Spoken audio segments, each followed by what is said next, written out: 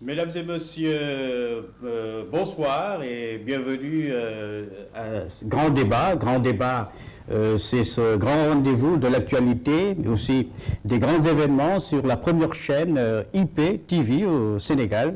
Et aujourd'hui, dans le grand débat, nous allons débattre des événements qui se sont déroulés à Dar Mannan, et notamment la seconde arrestation de Cheikh Ahmadou Bamba Khadimou Rassoul en 1903.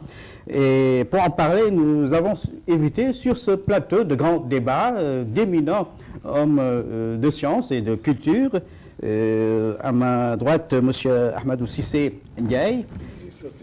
Idrissa Cissé Ndiaye. Donc, vous êtes professeur à la retraite et chercheur sur le mouridisme. Voilà. Bonsoir. Bonsoir Serigne Mohamedou Lamine Diouf, qui est chercheur à l'Institut international d'études et de recherche sur le mouridisme, IRM. Bonsoir et un grand bonsoir à notre doyen Serigne Idrissa. Voilà, et également au public qui va nous rejoindre momentanément et qui plus tard va prendre le micro pour contribuer à ce débat. Donc nous allons commencer par ma première question en parlant de deuxième arrestation, seconde arrestation de Cheikh Ahmadou Bamba Khadimou Rassoul à Dar Mannan. Il y a eu donc une première arrestation. Professeur Ousseyn Mohamedou Lamine Diouf, le micro est ouvert. Parlez-nous un peu de cette première arrestation, brièvement. Oui.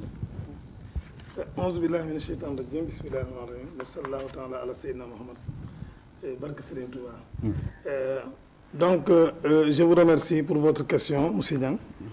Bon, pour cette première arrestation, nous savons tous que par son ampleur, à la suite de cette arrestation, de par sa destinée, cette arrestation est beaucoup plus importante parce que c'est elle qui nous vaut le Grand Magal de Touba, qui est l'événement principal, disons, fêté par la communauté mouride chaque année.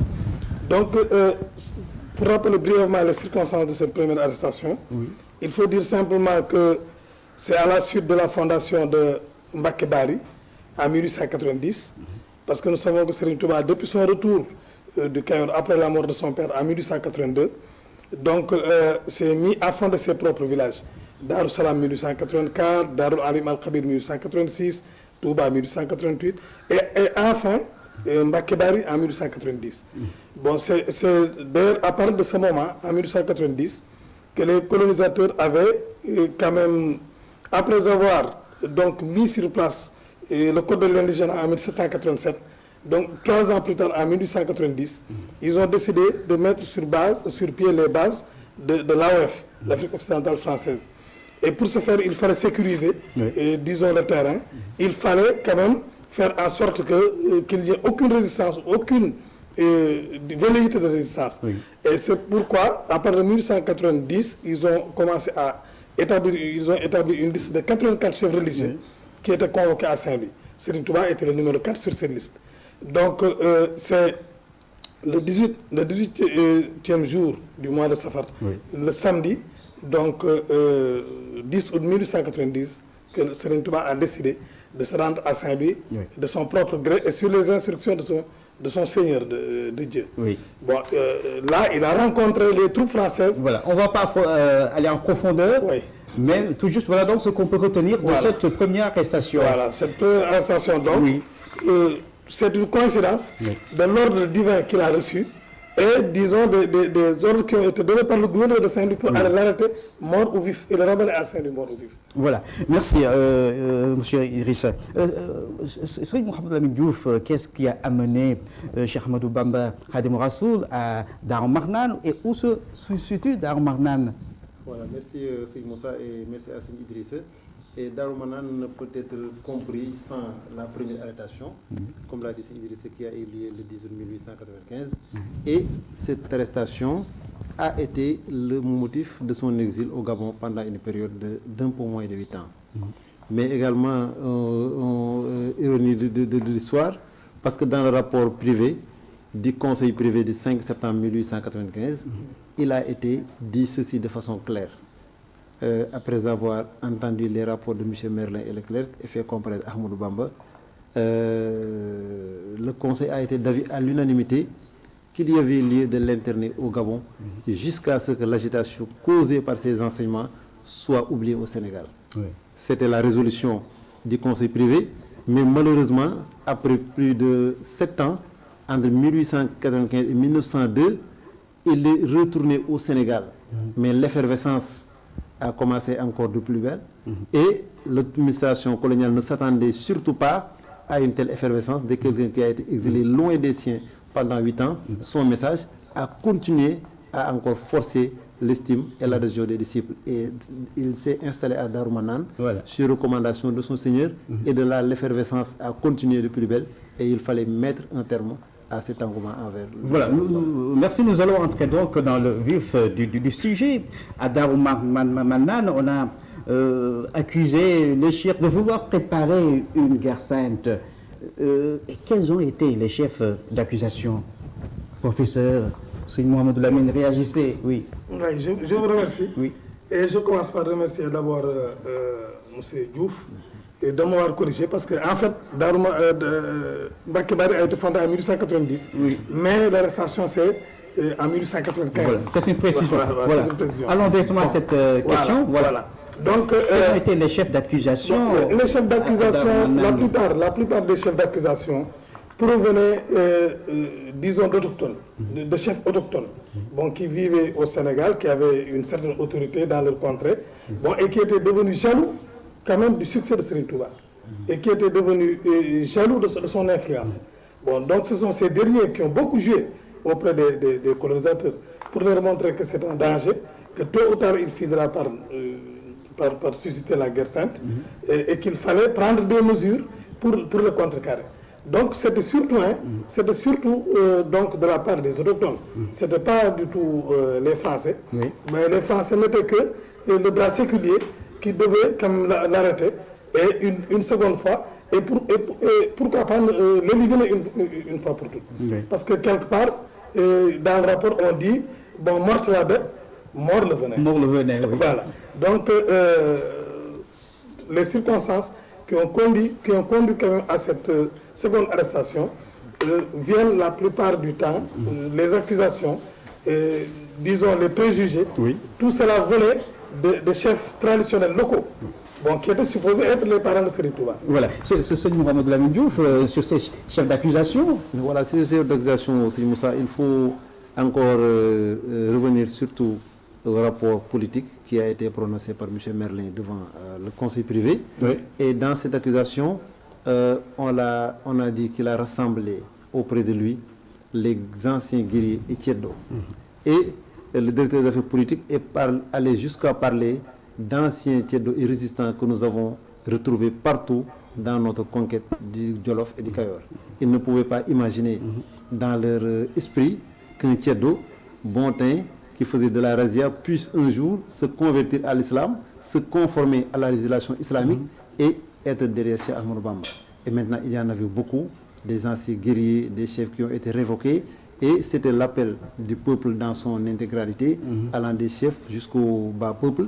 Et tous ces gens étaient devenus importants. Donc, il faut voir dans l'accusation de Darou Marnane qu'il y a eu les espions qui ont été lancés autour de Cheikh Ahmadou Bamba, des agents politiques qui sont venus dire qu'ils ont fait l'acte d'allégeance. Et c'est des agents de renseignement. Et ont donné des chiffres de 500 à 700 personnes qui se sont rassemblées auprès de Cheikh Ahmadou Bamba. Et l'administration coloniale ne pouvait pas concevoir une telle concentration humaine pour l'unique face de Dieu, il y avait pour eux des mobiles politiques derrière. Voilà, il y avait des mobiles politiques derrière. Il y avait des échanges de correspondance secrète entre les différents administrateurs. Je peux par exemple citer cette correspondance de M. Merlin dans sa correspondance du 25 avril 1903. Et là, je vais vous citer ce que Merlin a dit, d'après des renseignements émanant des administrateurs de Sine, Saloum, de Tivaouane, de Louga ainsi que des résidences Toul. Ce marabout aurait pu recueillir des informations selon lesquelles d'importantes sommes d'argent réunies pour préparer les talibés à une guerre sainte. Mais et plus tard, il dit, plus loin, je vous prie de le surveiller étroitement, ces ajustements de Jarmoul Khadim Rassoul et aussi son rapport avec le chef des régions. Bon, mais que contenaient ces échanges de correspondance secrète? C'est Mohamed Lamine, c'est ça.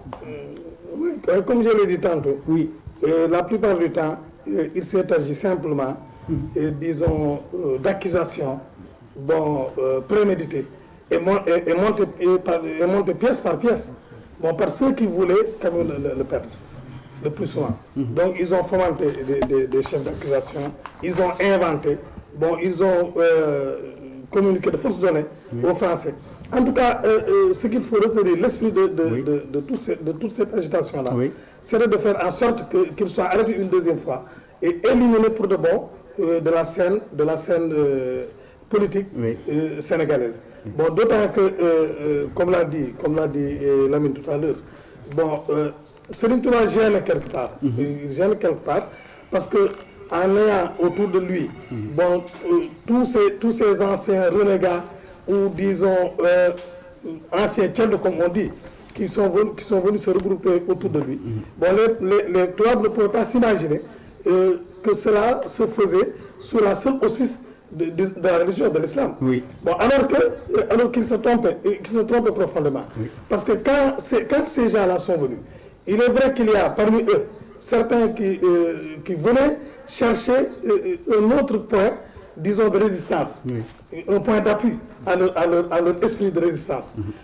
Mais quand ils ont rejoint Serigne Touba à Darou Marnane, il leur a pris leurs fusils, leurs armes, il a enlevé le fer de ces armes-là, l'a fait fondre pour fabriquer des roues, des hilers, donc des outils de travail. Et il leur a dit que, moi, mes instructions, c'est d'aller travailler et de rendre et d'adorer Dieu. C'est de cela seulement que je m'occupe, mais je ne fais pas la guerre. Donc c'était très clair. Mais dans la tête de ceux qui voulaient le perdre, il fallait quand même trouver des prétextes. Parce que même les Blancs, ils avaient leurs espions, comme l'a dit tantôt M. Diouf, ils avaient leurs espions. Donc ils ont envoyé à Darou Marnane avec des sommes d'argent pour qu'ils viennent faire preuve d'allégeance, pour qu'ils soient très proches, disons, du marabout et recueillir tous les renseignements dont ils avaient besoin. Donc ils avaient suffisamment de renseignements pour prouver que Serigne Touba, en fait, n'était pas en train de préparer une guerre sainte. Mais il fallait quand même convaincre les Blancs du contraire. Parce que voilà, donc comme vient de le dire M. Idrissa Seck, des sommes d'argent immenses, énormes, qu'on a prêtées aux chefs de vouloir préparer une guerre sainte. C'était pas vrai. Oui, c'était pas vrai. C'est Moussa, on est toujours dans la logique de l'arrestation. Vous savez, il faut un peu retourner dans l'histoire. On a vu que l'ensemble des autorités religieuses de ce pays qui avaient des armes et des disciples à leur disposition se sont livrés à des guerres sanglantes avec l'administration coloniale. El Hadj Omar Foutiyou Tall, El Hadj Maba Diakhou Ba et bien d'autres, sans compter maintenant du côté des tchaddos de l'aristocratie locale. Donc l'administration coloniale ne pouvait en aucun cas penser qu'un chef religieux aussi influent que Cheikh Ahmadou Bamba, ayant à sa disposition des disciples armés et qui ne sont pas n'importe qui, ne pouvait pas un jour ou l'autre créer une guerre sainte. Et c'est déjà cette phobie des guerres saintes. C'est pourquoi les agents secrets, ils ont été plusieurs à être envoyés. Déjà dans la correspondance du 28 mai 1903, estampillé confidentiel, l'administrateur de sécurité de Tivaouane avait adressé au gouverneur général de Saint-Louis, lui disant « N'ayant jamais cessé d'avoir l'œil sur ce marabout, que je considère comme un danger permanent, et ne voulant pas me fixer au racontard des gens qui n'ont pas ma confiance, j'avais depuis quelques jours fait parvenir un de mes vieux agents politiques d'avoir à venir me parler. Il est justement arrivé hier et j'ai longtemps causé avec lui. Oui. C'est grave de tes C'est grave, accusations. et cet agent politique va croiser un autre agent politique qui va faire un rapport confidentiel qui va alarmer l'administration coloniale, selon laquelle des centaines de fusils ont été rassemblés et des accusations fallacieuses d'avoir même parlé de caches d'armes qui ont été enfouies dans la demeure de Cheikh Ahmadou Bamba. Et c'est ça qui explique maintenant la perquisition très maladroite qui aura lieu le 13 juin. Voilà, nous reviendrons sur cette perquisition, mais nous allons parler de cette convocation de Cheikh en 1903.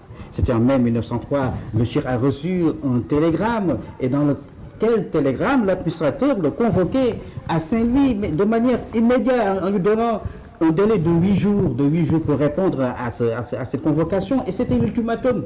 Mais ce qui est important, c'est ce retour. C'est ce retour de courrier de Mbacké, apportant la réponse du Cheikh. Et je vous le dis, ce que le Cheikh a dit dans cette correspondance, c'est le captif de Dieu le Tout-Puissant qui rend cette réponse.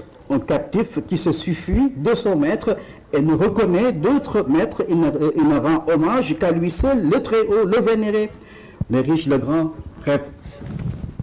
Une réponse du Cheikh de cette dimension n'a-t-elle pas surpris le colonisateur? On peut dire oui, c'est Moussa, parce que et là, ce qui est extraordinaire, c'est la même réponse servie qui lui a valu en 1895 d'avoir été déporté. Oui. Et 8 ans après, il reste encore constant dans sa foi, inébranlable devant l'autorité.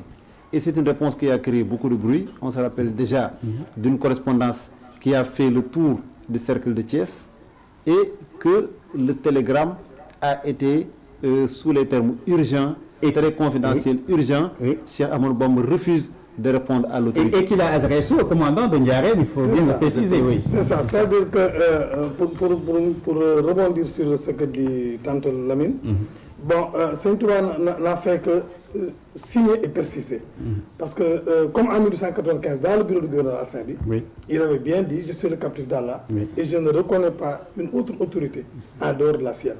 D'ailleurs, c'est cette réponse qui avait agacé le colonisateur, qui l'avait frustré, au point de dire qu'il met en cause l'autorité de la France d'outre-mer. Bon, donc, le fait qu'il leur oppose la même réponse lors, disons, des événements d'Armadan, cela ne surprend pas.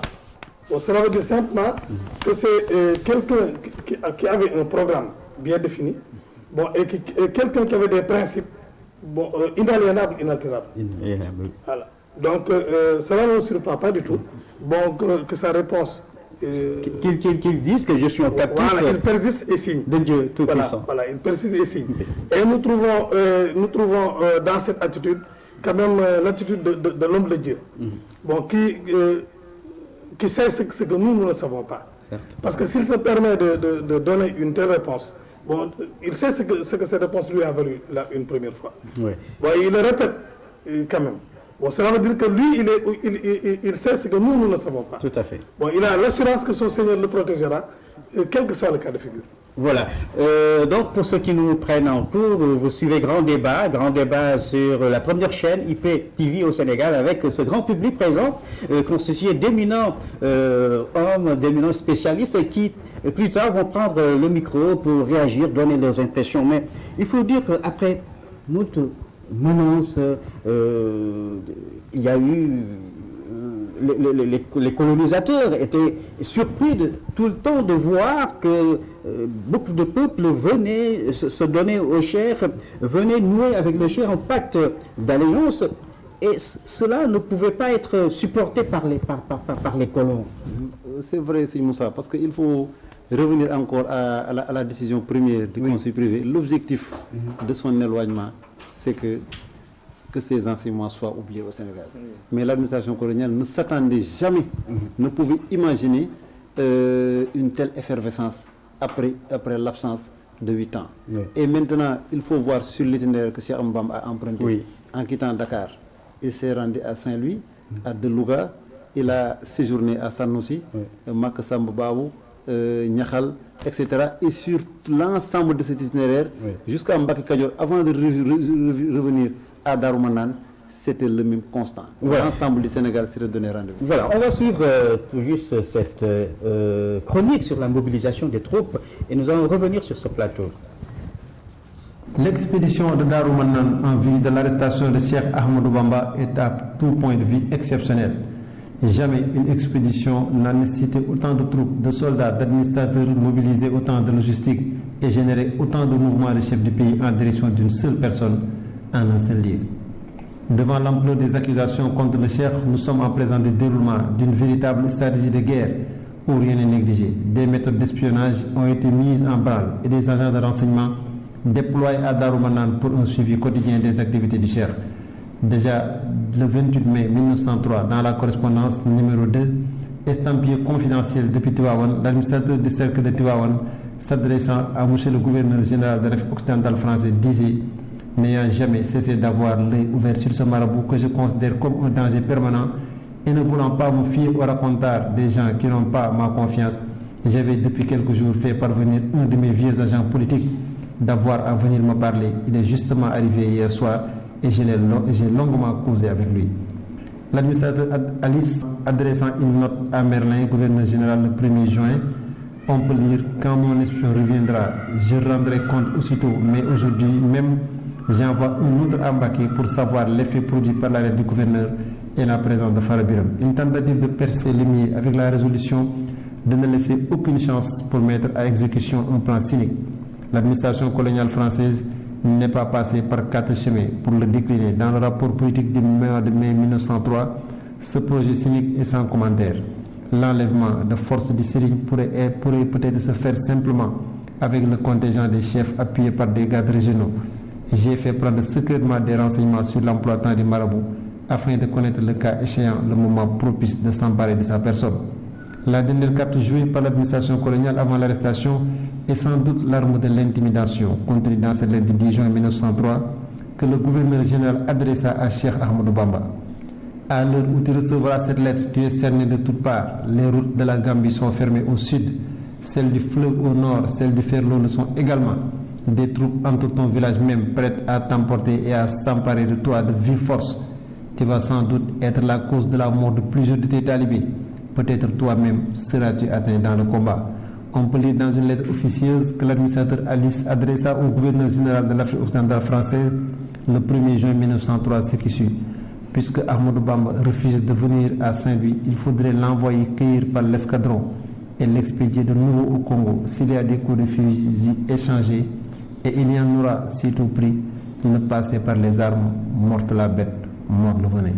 Ce tableau est sans commentaire, le passer par les armes, s'emparer de sa personne, l'enlever de force, autant d'expressions qu'on peut lire dans les différentes correspondances qui montrent que l'autorité coloniale avait ourdi un plan secret de liquidation physique. Dans la correspondance du 6 juin 1903, portant objet opération sur Mbaké, organisation de détachement, on peut lire « J'ai constitué à l'effectif de 150 tirailleurs et 50 Hispaniques le détachement chargé de procéder à l'arrestation à Mbaké du marabout Ahmadou Bamba. Il emporte les munitions réglementaires sur l'homme, une réserve de 100 cartouches par homme, les médicaments nécessaires et un stock de 20 jours de vivres, 12 chevaux harnachés destinés à monter le docteur et les officiers et sous-officiers, 30 chameaux avec le personnel de conduite. Cette expédition, appuyée de quelques chefs locaux qui procéderont à la perquisition de la résidence de Cheikh Darou Manane, n'ayant pas trouvé les armes qu'ils disaient avoir dissimulées, ils eurent une grande honte. Un arsenal de guerre, une armada dirigée contre une seule personne qui est allée jusqu'au bout de sa logique, à savoir ne pas verser le sang. De là partira une seconde arrestation le 13 juin 1903 qui le mènera en exil en Mauritanie entre 1903 et 1907.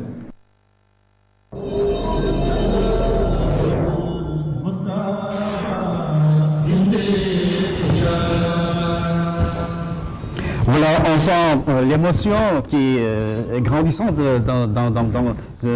sur ce plateau, mais également combien de personnes qui sont en train de suivre également et qui sont épris d'émotion. 50 soldats, des troupes armées jusqu'aux 150 tirailleurs, 50 spahis. Les spahis étaient des soldats, voilà, étaient les spahis étaient des soldats d'unités de cavalerie appartenant à l'armée d'Afrique et qui dépendaient de l'armée de terre française. Toute cette mobilisation pour un seul homme. Là, Moussa, ça nous montre la gravité La perquisition. de la situation, Oui. parce que la mobilisation des troupes ici, c'est une lettre qui a été adressée par le commandant Houri, qui est le chef supérieur des troupes de l'Afrique occidentale française. Et là, nous sommes sortis totalement du territoire du Sénégal pour nous intéresser à l'ensemble de l'AOF, pour montrer comment l'administration coloniale avait pris au sérieux ce problème. Et il y avait également ces 150 ISPAI soldats et les 50 ISPAI, c'était des soldats qu'on a prélevés sur les garnisons de Dakar, Saint-Louis et Thiès. Et là, on voit également l'extension du problème. Et cela n'a rien à voir avec les cavaliers qui ont quitté le Wallo, le Sine et le Ndiambour. Et pour dire que l'ensemble des chefs locaux s'étaient donné rendez-vous à Darmanin pour enlever le cheikh, comme il l'a dit, de force. Oui, Monsieur Cissé, vous êtes professeur, chercheur sur le mouridisme, et cette mobilisation, revenez-nous un peu sur le film de cet événement de perquisition. Oui, c'est-à-dire que c'est depuis le mois de mai, bon, donc les correspondances s'échangeaient entre les deux parties, bon, avec la montée de l'adrénaline. Bon, donc jusqu'au 6 juin, où vraiment l'administration commence à prendre au sérieux donc, cette expédition qui devrait aller arrêter Cheikh Ahmadou Bamba et le faire venir de force. Bon, il faut également préciser qu'ils comptaient quand même faire, parce qu'ils avaient emporté de la nourriture pour 20 jours. Donc ils avaient prévu qu'il y aurait un siège d'au moins 20 jours. Bon, à leurs yeux, c'était très important. Il y avait également une donation de 100 cartouches par homme. 100 cartouches par homme. Vous avez parlé de 150 tirailleurs, de 50 espèces, ce qui fait 200 hommes de troupes. Mais chaque homme de troupe devait recevoir 100 cartouches. En réserve, les 100. C'est ça. Donc il faut multiplier. Donc pour voir l'ampleur que les colons avaient donné à c'est toute une artillerie lourde qui a été déployée. Bon, mais le marabout et son entourage immédiat n'ont jamais perdu leur calme. Ils ont gardé leur sérénité. Voilà. Il a même fait écrire un poème, Ar-Rahman Ar-Rahim, et il leur a dit qu'il vous suffit de réciter ce poème pour qu'aucun mal ne soit fait. Voilà, vous m'avez marché sur la langue et c'est la question que j'allais moi-même me poser. Comment le cheikh a réagi face à cette mobilisation? Voilà, et ce qui est important, c'est Moussa, il faut voir les conséquences que ce mouvement de troupes a eu sur les populations environnantes. Et dans une correspondance datant du mois de mai, on a estimé à 500 ou 600 personnes les gens qui ont quitté Mbacké et les villages environnants pour fuir vraiment cette attaque digne d'une guerre entre le Sénégal et un autre pays. Et maintenant, arrivé au niveau de Niayes, ils ont commencé des manœuvres. Et c'est les manœuvres qui ont alerté l'ensemble des populations environnantes qui ont laissé champ libre à l'administration coloniale. Et maintenant sur Darmanin, et maintenant quelle que soit la proximité, il faut voir ici dans cette correspondance que l'administration coloniale a joué également sur la carte de l'intimidation. Parce que dans les correspondants, on voit, il dit à Cheikh Ahmadou Bamba, au moment où tu recevras cette lettre, c'est que tu es cerné de partout. Les voies vers la Gambie, le nord, etc. sont fermées. Tu n'auras aucune issue, tu dois te rendre, sinon tu seras responsable des centaines de personnes qui seraient tuées. Et là, malgré cette intimidation, il a signifié à l'agent qui est venu demander de se rendre à la convocation qu'il n'a pas encore reçu la recommandation de son seigneur de bouger d'un iota. Et il est resté sur les lieux. Le cheikh est resté serein. Il est resté serein et il savait que la situation allait se passer ainsi. C'est Idriss Cissé vient tout de suite de dire un poème qu'il a composé. Et avant la composition du poème, il a donné l'assurance à ceux qui étaient venus, leur dire de ne pas paniquer. Il n'y aura aucun problème, quelle que soit la difficulté, tout sera résolu comme si de rien n'était. Et c'est Mamadou Lamine Diop Dagana, dans son ouvrage Irwa ou Nadim, l'abreuvement du commensal, nous dit qu'il y avait un des disciples de Cheikh Ahmadou Bamba, un Mour, comme on appelait Mohamed Touba, à qui le Cheikh avait donné le poème 3 jours à l'avant pour le mémoriser. Et lorsque les troupes ont commencé leur perquisition, c'est à lui qui revenait de le chanter à très haute voix, à l'instar d'un musicien qui appelle. Voilà, on m'a fait signe qu'on n'a pas beaucoup de minutes avant de clore cette émission, mais on va parler de la date du 7 juin 1903. 7 juin 1903, le Conseil privé a réuni s'est réuni à Saint-Louis, n'est-ce pas, pour recueillir des témoignages sur les agissements du Cheikh. Ce qui est impressionnant, c'est cette réaction de Bourbassine. Qui, du haut de sa stature, déclare devant ses colonisateurs qu'au fond, le Cheikh n'était préoccupé que par son Seigneur, par les recommandations de ce Seigneur. Est-ce que vous pouvez réagir par rapport à cette déclaration de Bourbassine qui n'était pas évidente? Oui, c'est-à-dire qu'il faut savoir que l'islam, quand même, le mouridisme est un syncrétisme entre les valeurs de l'islam et les valeurs fondamentales des vertus traditionnelles sénégalaises, que sont le djom, le fit, le faïda, l'honneur, le sens de l'honneur, etc. Bon, Boursine était imprégné de ces valeurs. Bien qu'il ne fût pas un musulman, il était imprégné quand même de ces valeurs de tradition sénégalaise. Donc c'est au nom de ces valeurs-là qu'il a pu témoigner en se basant simplement sur la vérité. Oui. En se basant simplement sur la vérité. Parce que là où il témoignait, des chefs qui étaient supposés être des musulmans étaient là. Et ils ont pourtant essayé de charger Serigne Touba et de le faire condamner. Alors lui, il a eu le courage de dire aux Blancs que toi, tu n'es pas de ce territoire. Tes ancêtres ne sont pas nés dans ce territoire. Et tu viens importuner des gens qui y sont nés. Et que ce marabout-là ne vous a rien fait. Moi, je suis allé chez lui. Bon, il se préoccupe de son islam. C'est le Coran, ce sont les chassaïd, ce sont les principes de Dieu qui recommandent à ces... Mais est-ce que cette déclaration de Boursine n'a pas porté préjudice à Boursine? Oui, c'est quelqu'un qui a eu, on peut dire, c'est Moussa, le privilège et qui a eu un secours providentiel de Dieu d'avoir eu ce témoignage dans son cœur, et c'est quelqu'un qui l'a fait à ses risques et périls pour avoir mis en jeu son manteau de Boursine. Ça veut dire que si des armes étaient retrouvées dans la résidence à Daroumanan, il devait être démis de ses fonctions. Mais quelle a été sa rétribution? Il faut le voir. Et Serigne Bassirou Mbacké Damin le Bakhil Khadim nous rapporte le témoignage des minutes qui ont précédé la rencontre entre Boursine et Cheikh Ahmadou Bamba. Il dit que c'est un des serviteurs de Boursine qui lui a donné cette anecdote. Il dit que lorsqu'il a vu Cheikh Ahmadou Bamba, il s'est dessouché, a enlevé ses bottes, il a enlevé son bonnet et s'est agenouillé pour saluer Cheikh Ahmadou Bamba. Et l'ensemble de ces gardes et des soldats qui l'ont vu, ils ont dit que c'est la première fois qu'ils ont vu Boursine faire cela à un homme. Et lorsque Cheikh Ahmadou Bamba lui a demandé quel est ton nom, il lui a dit je m'appelle Koumando Fet. Et il n'a pas voulu prononcer le nom Boursine.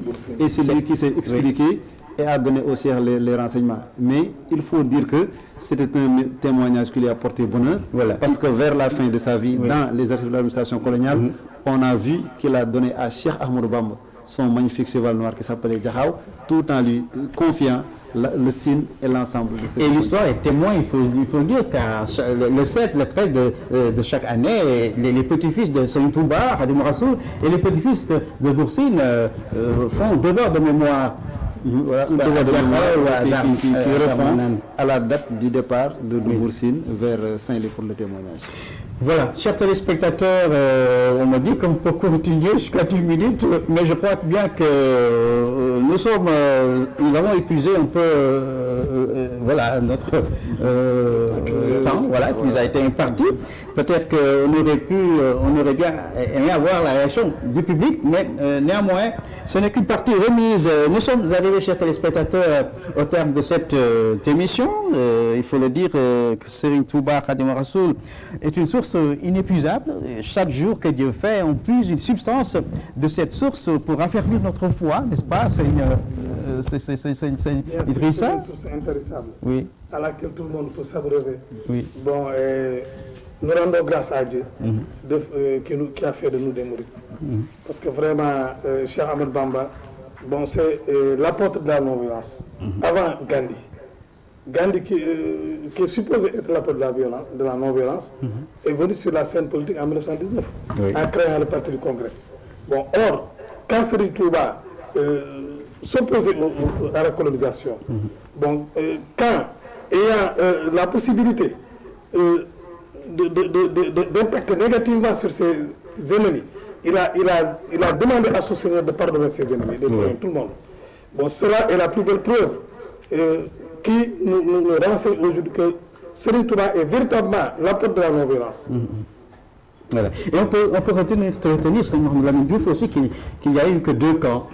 Le Serigne Bamba, Serigne Touba Khadim Rassoul, qui incarne le camp d'Allah le Tout-Puissant, mais et le camp des colonisateurs qui, malgré leurs tentatives, n'ont jamais arrivé à leur fin. Oui, et c'est important, ce que Moussa Idrissa vient de le dire. Je crois que les enseignements qu'on doit retenir de Darou Manane, il fait partie des enseignements les plus importants.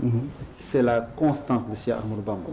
Mais surtout d'un homme qui a été en phase avec les principes qu'il a toujours défendus de 1895 devant le Conseil privé jusqu'à maintenant, en ajournant le projet des populations qui voulaient se révolter sur la route de son exil au Gabon, le 12 août 1895 à la gare de Louga. Il est parti en exil, il est revenu, il a pardonné à ses ennemis. Ils sont venus encore avec 200 hommes, plus de 4000 cartouches et un véritable escadron de guerre.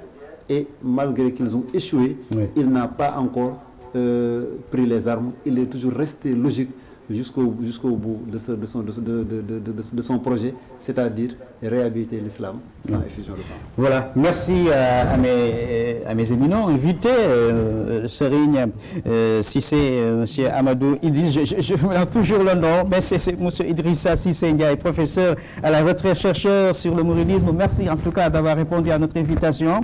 Merci à vous, Serigne Mohamed Lamine Diouf, qui est chercheur à l'Institut international d'études et de recherche sur le mouridisme. Merci d'avoir répondu à notre invitation.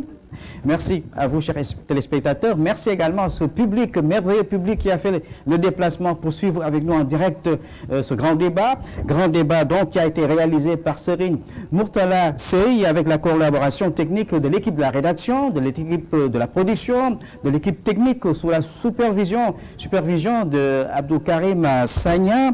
Donc, grand débat. Voilà, nous vous donnons rendez-vous très bientôt pour un autre numéro. Merci.